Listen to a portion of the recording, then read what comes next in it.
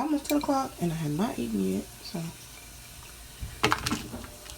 salad. I'm watching that episode of SpongeBob where he's like, salad. I'm liking this lettuce. I might add some more.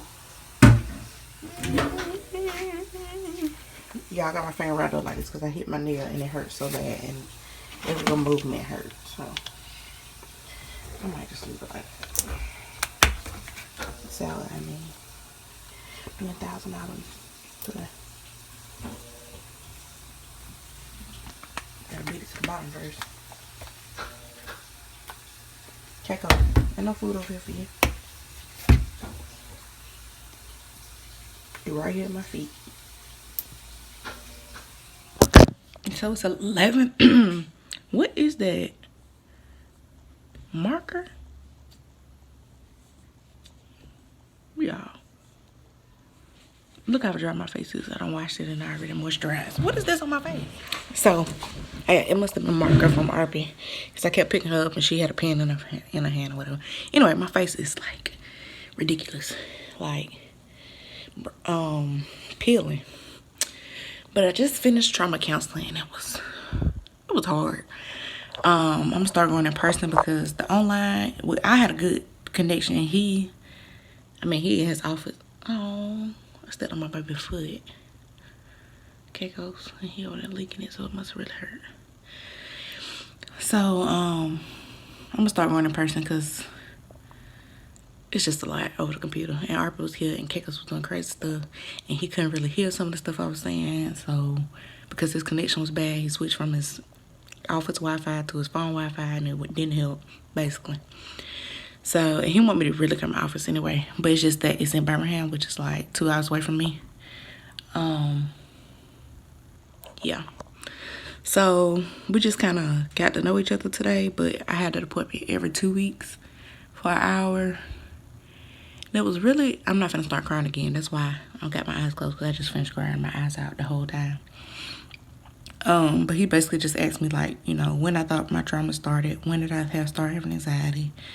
He was talking about how the body processes trauma and the techniques he uses, and basically he wants to get me to a level where I'm not even managing my stress or anxiety. I just don't have it. Like, after I process through all the trauma or whatever. So the goal is to not be on medicine anymore and not be living in a state of always gotta watch my surroundings or being on guard or stuff like that. So it's 11:30 and I'm starving. I think I'm about to heat up them pork chops on Saturday because I don't want that salad right now. Might eat that later. So, and I need to put the food that I was gonna cook. I didn't even think about it yesterday, but I was supposed to cook the Jamaican jerk last night and still in the refrigerator, and the potatoes. So I'm just gonna put it all in the pan together and not show you, but I still gotta clean that pan out, so I probably not finna do that right now, just be honest. So I'm gonna heat up those pork chops, eat that, and then I'm finna do some work. And yeah, y'all ask me questions if y'all want to know about trauma counseling. I took notes, but it was just like this.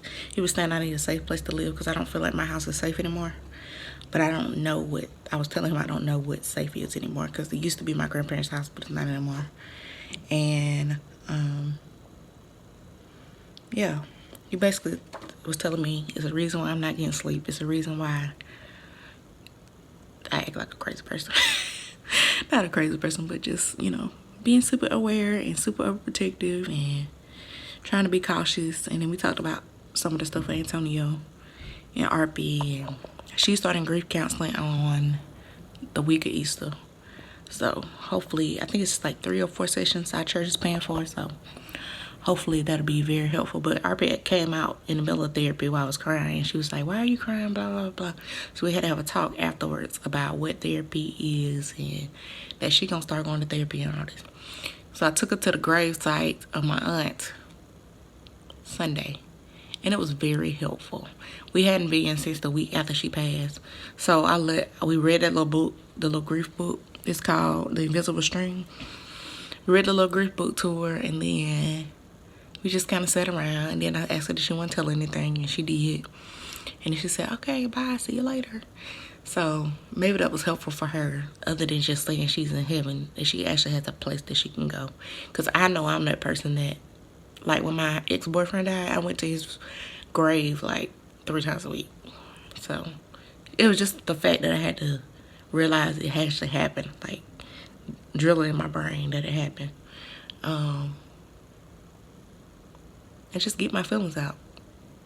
So I still be wanting to go, but I heard a horror story about women going to the cemetery on their own, so now I'm kind of freaked out. So, but that's looping back to the trauma situation. But day's going good. I'm meeting with my mama later. I got discipleship counseling tonight for an hour and a half. I folded clothes yesterday, but I didn't put them up. Those little drawers that was on that plastic bin, super helpful for laundry, because I decided, I was like, oh, I could just fold the laundry, because I knew I wasn't going to put it up because Arby was asleep, so I couldn't put her stuff in her room. So I was like, I could just fold them, and then I had 3 drawers, so I put one just like home stuff, kitchen, bathroom, and then I had one drawer that was, looking at this girl carrying this mirror upstairs, one drawer that was my clothes, and then the other drawer I put her clothes in. So that actually worked out pretty well. And then in my room, I just, pushed it up to the wall. And then, like, when I got up, I could just put the clothes up. And then all the clothes that needed to be hung up, I just, like, draped it over the top. So, normally, I put up the clothes, and then I just wait on the stuff that need to be hung up. So, if I drape it over the top, I have to do that first. And then the drawer stuff, I don't really care about. So, I can just do that, like, in a flash. So, that's enough talking for today. I know y'all want to see my budget, so I decided that in order for y'all to see my budget, I would rather tell y'all how much I make and show y'all my actual budget than tell y'all basically what my job is and what I do. So it was basically one or the other. So if I told you what I did, where I work, and all that, then I wouldn't want to tell you how much I make, right? So I decided it will benefit y'all more to know the actual budget, so I can show y'all how I'm budgeting now. But if you didn't see last video, my Capital One is paid off, and more big news coming soon. So y'all have a good day.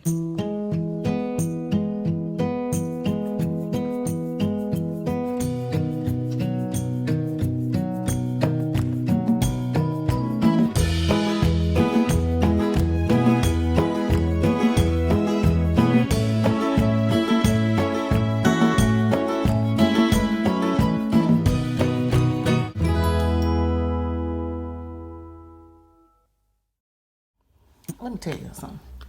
This right here, man, this probably my favorite thing I ever cooked in my life. It is so good. It is so good. It's spicy, but it's so good. I didn't even make the sour cream little dip thing, because I was hungry, because I was smelling it, and it was smelling so good. Oh my gosh.